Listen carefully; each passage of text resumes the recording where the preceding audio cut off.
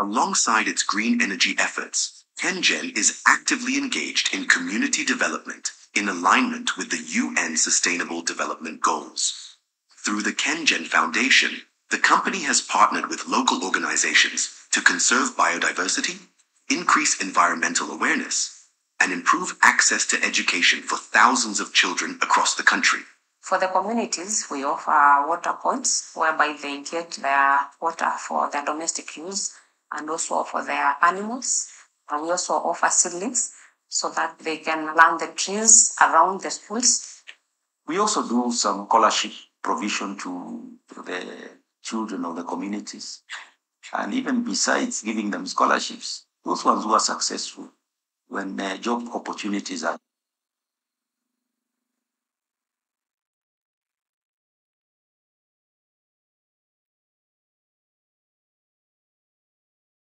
whereby when they have barasas, or we come together and impart the knowledge on environmental conservation. We work together with the communities. We have serious engagements that we carry out with them so that we walk the journey together. Our focus and our main interest is in the geothermal. What an opportunity to be able to have industries run their operations using 100% green energy. This green energy park is a trailblazer in this region. Welcome to the KenGen Green Energy Park, where innovation meets sustainability. Spanning over 4,500 acres of pristine land, KenGen Green Energy Park is a masterclass of eco-friendly design and cutting-edge technology. Here, the latest advancement in geothermal comes together to create a thriving ecosystem that's efficient and sustainable. We are onboarding partners who believe in this ideology and doing business responsibly while preserving our planet. The Green Energy Park is powered by 100% geothermal power, an initiative that opens the possibility of going beyond achieving the zero carbon emissions mark to achieving what we call climate positivity and making that a reality. You cannot afford to be left out.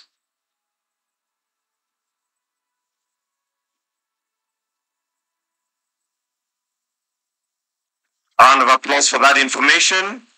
And just to offer that, you cannot afford to be left out. Allow me, Your Excellency, at this point to invite the Cabinet Secretary, Ministry of Energy and Petroleum, Honorable Opiyo Wandayi, who will in turn invite His Excellency, the President. Let's welcome him with a warm clap. Welcome, Waziri. Your Excellency, the President of the Republic of Kenya, Dr. William Ruto, distinguished guests, ladies and gentlemen. My task this morning, Your Excellency, is very simple. It's just to welcome you to Olkaria. Secondly, Your Excellency, before I proceed to do that, is to acknowledge the presence in our midst of a number of members of Parliament. We have the Chairman of the Public Accounts Committee of the National Assembly, the Honorable Tindi Mwale, who is the MP for Butere, accompanied by a number of his committee members, if you may be upstanding for His Excellency to see you. The Honorable Mary Emase, the Honorable Miriam Kitan, and yes, my good friend, yes, from Turkana Central. Thank you very much. And we also have, Your Excellency, with us, the Vice Chairman of the Committee on Energy of the National Assembly, who is also the MP for Narok East, the Honorable Ken Ahmad. Thank you very much, Mheshimiwa. Your Excellency, this is indeed a historic day. It's a historic day not only for Olkaria, but also for Kenya, and indeed for the entire Africa. The project, Your Excellency, that you've come to launch this morning is part of your transformative agenda. It fits squarely within your transformation agenda for this country. Your Excellency, is also a testament to the fact that green energy can not only power our industries and homes, but can also help us make advancements in the field of agriculture, Your Excellency. And therefore, this day will remain extremely memorable, not only to us as a Ministry of Energy, but to the entire country. Your Excellency, you have challenged us many times that we should make energy the engine of this country's transformation. This project partly answers that call, Your Excellency. Your Excellency, I also believe that this bold step that we have made really makes us as a country get closer to achieving the first world status that we have always aspired this country to achieve.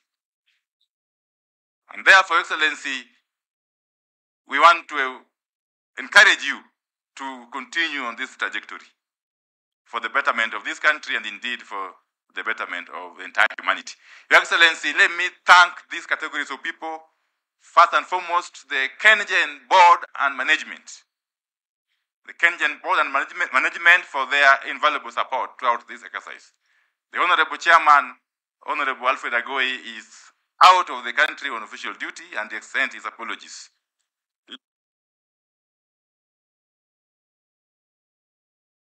For supporting us along the way. Finally, Your Excellency, let me thank the community of Olkaria. Wacha niwashukuru wananchi wapendwa wa Olkaria, Wanaivasha, Wanakuru County kwa kutuunga mkono katika hii safari. Kwa hawa na machache, Mheshimiwa Rais, wacha nichukue fursa hii kukaribisha uje na uongee na watu wako. Hebu tusimame tumkaribishe Mheshimiwa Rais. Ngeleshe, asanteni sana.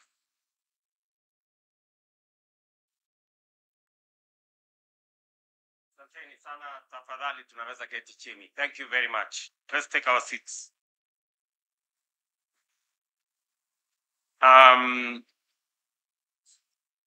Distinguished guests, ladies and gentlemen, it gives me immense pleasure to join you this morning here in Olkaria, Nakuru County, to unveil this critical and transformative investment and venture, the KenGen Kaishan Green Ammonia Fertiliser Project. This project stands as a flagship of Kenya's green industrialization transformation, a compelling example of how energy, technology, and vision can converge to drive national prosperity, create opportunities for employment, expand opportunities for jobs and investment, and restore dignity to people. This is a very important event. I have been out of my office for a week. Today, when I landed in my office, I had a full desk with papers and stuff. But this was so important to me that I had to postpone even my trip to Qatar to be able to preside over this function. Many may not know the significance of what we are doing here today. Let me say, for many to understand, this event is historic because of three and many reasons. I'll give you a few. But one, this event represents an investment of $800 million. That is close to 100 billion shillings. It demonstrates confidence in the Republic of Kenya, and it gives us an indication of what investors think about Kenya. When we say we have stabilized our economy, we have brought inflation under control, we have stabilized our exchange rate, and our economy is on sound footing, this is what you get. Confidence by investors to put their money in our country. Number two, it is significant because for the first time in the African soil, fertilizer will be produced from ammonia that is coming from green energy. This is the first ever plant in this continent that this is going to happen. We have been in many meetings. Ever since I came into office, I held the Africa Climate Summit to discuss how to balance environment and nature and to persuade many who do not see how it is possible for us to live in a world that is sustainable and to have energy that does not interfere with nature. Today is a testimony that green energy is not only sustainable, but it is possible to power our energy needs using green energy. And number three, this event is significant because it speaks to the heart of our nation, and that is farming. And I speak so passionately as a farmer myself that we will now have fertilizer that is not imported. For record, we spend close to 80 billion shillings every year to import fertilizer to Kenya. This plant will now generate fertilizer from our own geothermal resources, using local products, using local raw materials, local energy, local human capital, and 480 metric tons is close to 9.2 million 50 kilogram bags of fertilizer. That means that not only will farmers have a reliable supply of fertilizer that is not predicated on events elsewhere in the world, whether we have war in Europe or elsewhere, we will not have trouble with logistics, but much more importantly, it's going to save us on our foreign exchange. We will not be using our foreign exchange to import fertilizer. We will be producing fertilizer from our own resources. And therefore, this is a very significant investment and a very significant project for Kenya. It is also important for us to know that while I have pursued the chairman, we were supposed to do this with a different company called FFI, but they let us down. But when I discussed with the chairman of Kaishan, and he offered to step in, I have been on this project for the last 2.5 years. I think I have had countless meetings in my office.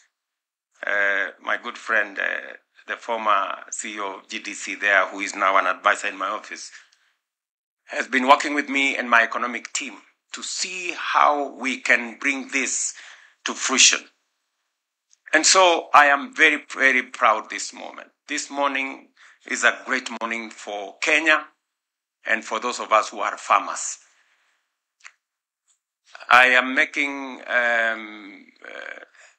the first order of 5,000 bags of fertilizer.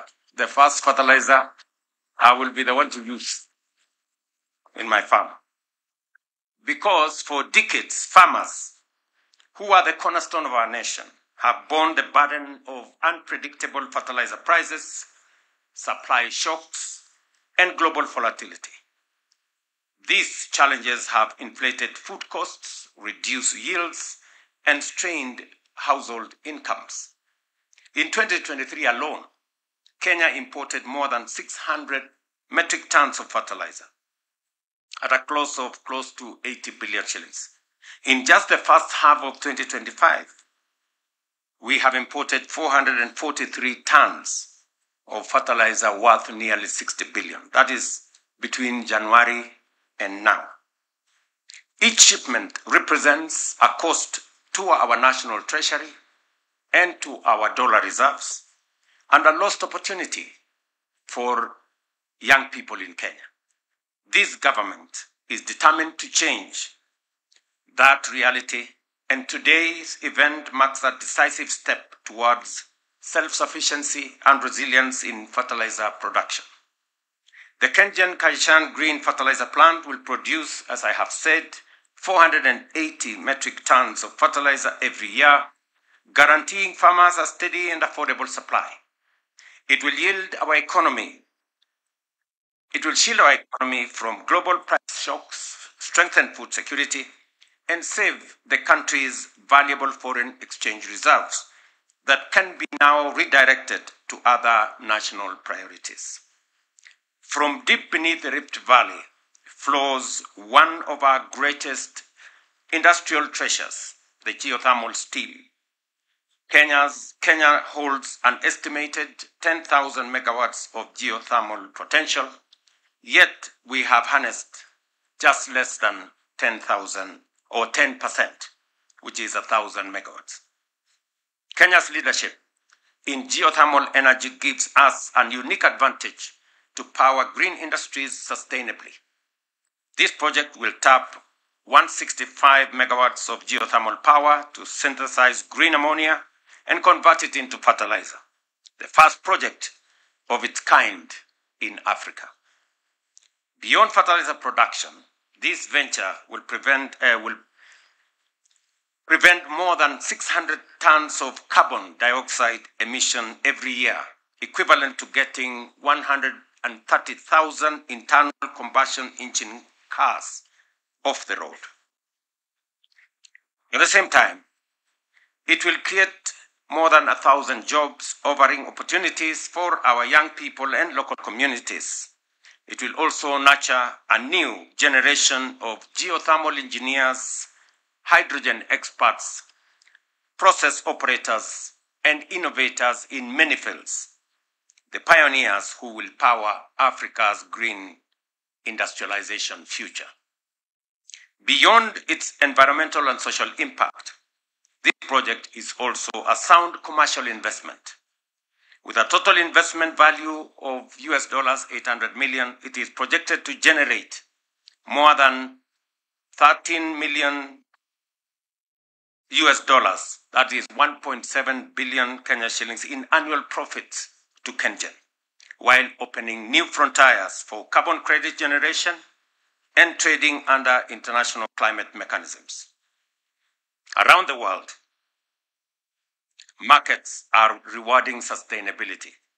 Green fertilizer will give Kenyan exports a competitive edge, open new markets for our agribusinesses, and strengthen our position in global value chains. Kenya is proud to lead Africa in proving that green innovation is both profitable and sustainable. Ladies and gentlemen, as you all appreciate, investments in energy are among the most capital-intensive ventures any nation can undertake.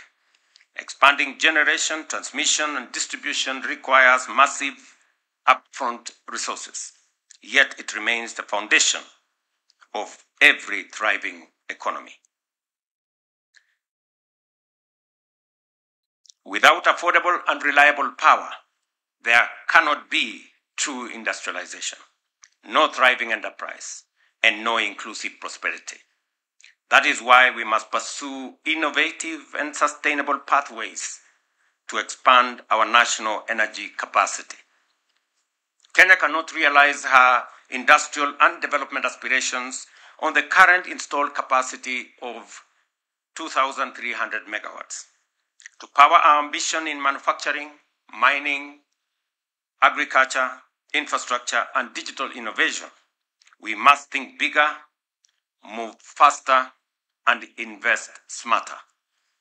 As government, we have therefore set out an ambitious target to increase our national energy capacity to at least 10,000 megawatts in the next decade. Achieving this goal will demand bold partnerships, creative financing, and strategic foresight. It is the reason why we are not only giving priority to public-private partnerships, such as the one we launched here today, but also establishing a national infrastructure fund to mobilize long-term blended capital for transformative projects, not only in energy, but also in transport, in our airports, in roads, in our dams, and other critical enablers of growth. As we expand our energy base, we are also transforming how we manage water and food security. We must be a nation that dreams boldly and executes decisively. Our target is to build 50 new mega dams across the country, bringing at least 2.5 million acres of land under irrigation to secure our food supply, boost agricultural productivity, and expand our agricultural exports. We cannot claim to be a food secure nation while still depending on rain-fed agriculture. Expanded irrigation will enable us to cut our current food import bill, now standing at Kenya shillings 500 billion shillings annually, and redirect those resources to finance our national transformation agenda. At the same time, we must expand our road network. And speaking about what I have said here, the Member of Parliament who represents the next constituency here, on behalf of the other leaders from this region, it is our intention that as we expand the job opportunities that will be found in this KenGen, as was said by KenGen management, they will involve the local community here in making sure that the young people that come from this area become part and parcel of the workforce that will drive this great investment.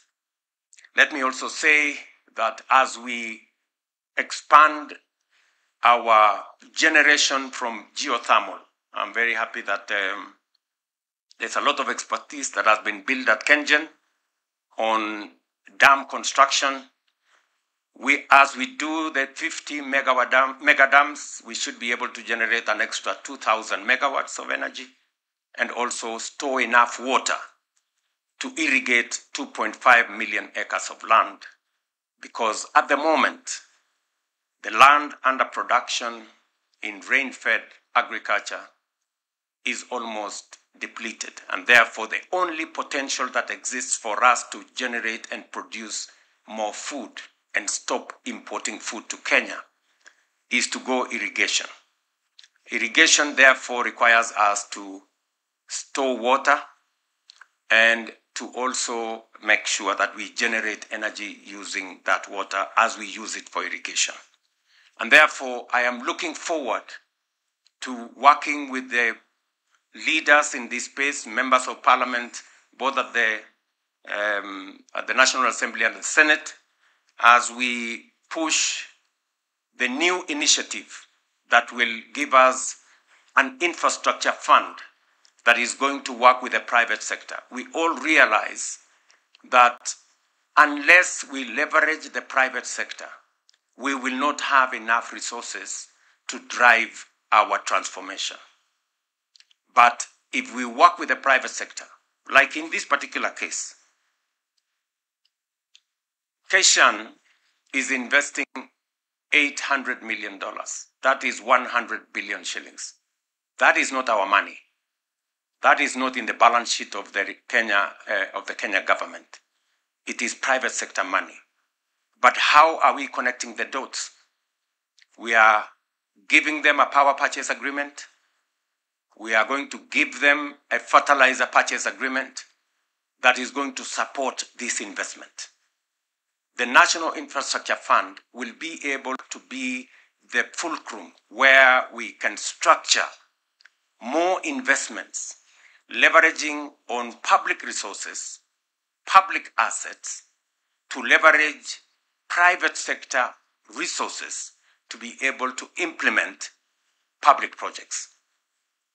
Just here in Naivasha, this month, I will be coming to launch the road from Rironi to Mau Summit.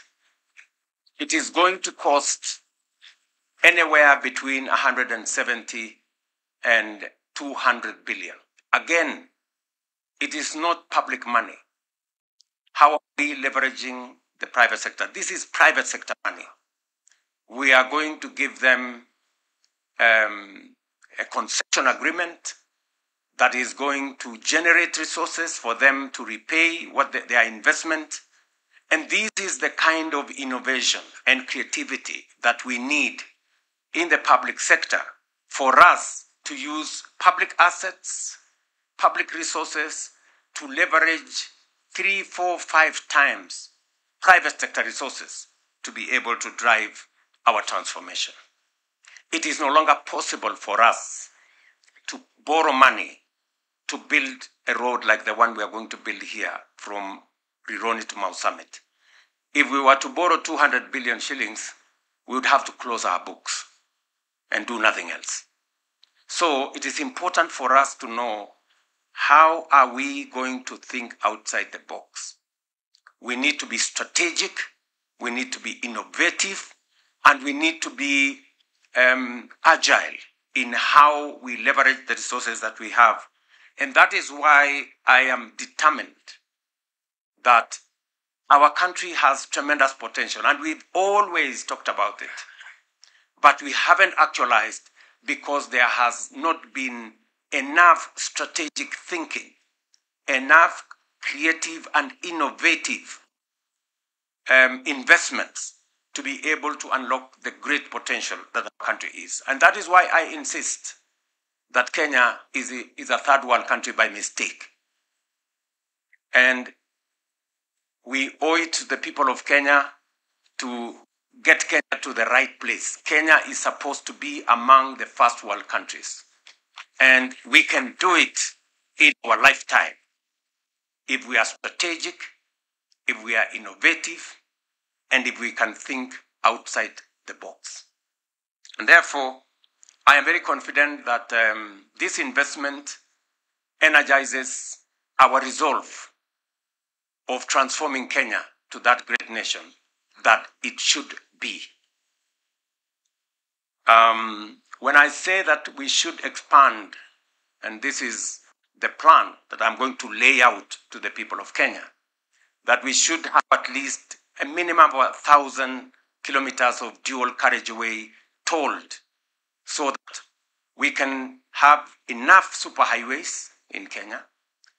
I have instructed the Ministry of Roads to work on the first 10,000 kilometers priority list and another 10,000 kilometers phase 2, so that instead of haggling about 2 kilometers here, 10 kilometers there, 20 kilometers here, and we are scrambling and there is negative competition, we should be bold and do between 10 and 20,000 kilometers so that we can connect every part of Kenya and make every region believe that they belong to one great nation called Kenya.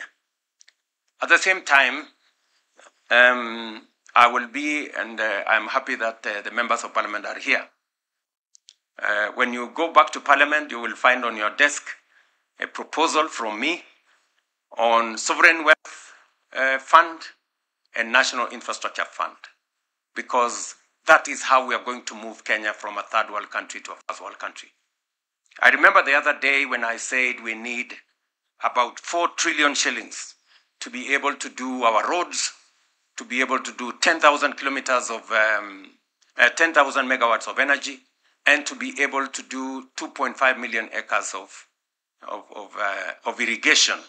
Many people think that 4 trillion shillings is not feasible. If this project alone is 100 billion, 4 trillion is just around the corner. And I'm going to show you how we are going to get 4 trillion and transform this nation. Already, as I talk to you, I remember when I was in Ethiopia, and I mentioned that we have signed contracts of $4 billion under our housing program. Many people question the statistics. I want to repeat. Let me put it in Kenya shillings. $4 billion is roughly close to beyond 500 billion Kenya shillings, almost 600. That is the contracts we have signed in our housing, in our markets, in our hostels. And we have done it using our own resources. We have not borrowed a shilling from anybody. That is how you transform a nation. And that is how we're going to move Kenya from a third world country to a first world country in our lifetime, by doing the innovative stuff, by working with creativity, by having strategic foresight. I welcome all leaders. I'm happy members of parliament are here, and every other Kenyan, that we're going to work together. This is the scale of our ambition and the measure of our determination to build a modern, food-secure nation supported by world-class infrastructure that powers opportunity and prosperity for every Kenyan. Together, we are called upon to dream boldly, act decisively, and deliver a future of shared prosperity. One of the presidents of the United States said, leaders are measured by the vision they have and the price they are willing to pay for its achievement. I want to challenge every leader in Kenya that the vision we have for our nation, we must be willing to pay the price for its achievement. Thank you very much. My very best wishes to Kaishan and Kengen. I look forward to coming here in 2027 in April to open the plant, and I look forward to your supply of fertilizer in August, as you have told me. I want to be the first farmer to use green fertilizer from our own resources. Thank you very much, and God bless you. One more round of applause for His Excellency's wonderful speech. May I request that we take our seats briefly? Your Excellency, we have some gifts for you. Let's take our seats, please. Kindly, let's take our seats. And the first gift is from Kengen. So let me invite the MD and CEO, Engineer Peter Njenga, to present the gift. Naomba tafadhali tuketi. Hebu tuketi kidogo tafadhali. Tuketi. Tuketi.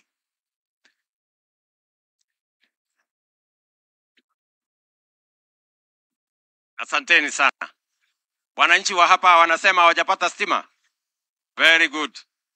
Sasa wewe waziri, kabla hujatoka hapa ukubaliane na hawa wananchi. Getini tu, getini chini. Utakubaliana na hawa wananchi vile watapata stima. Si ndio? Si nyinyi ndio mnatusaidia kupata stima Kenya mzima? Na si nyama ikichinjwa iko na ya wale wa kuchinja nyumbani pale. So waziri and your PS, I want you to work with the community around here. I know some houses, kuna manyumba zingine zimepata, lakini hawa wananchi wanasema hawajapata stima ya kutosha. Ni namna hiyo. Na vile vile tuunganishe barabara ile ya kutoka hapa, tuunganishe mpaka ishikane na ile barabara ya kwenda Narok. Ndio hawa wananchi tafuatilia, ndio tuhakikisha kwamba dunia hiyo inasonga. Ni sawa hivyo? Ni sawa hivyo? Bas. Ati?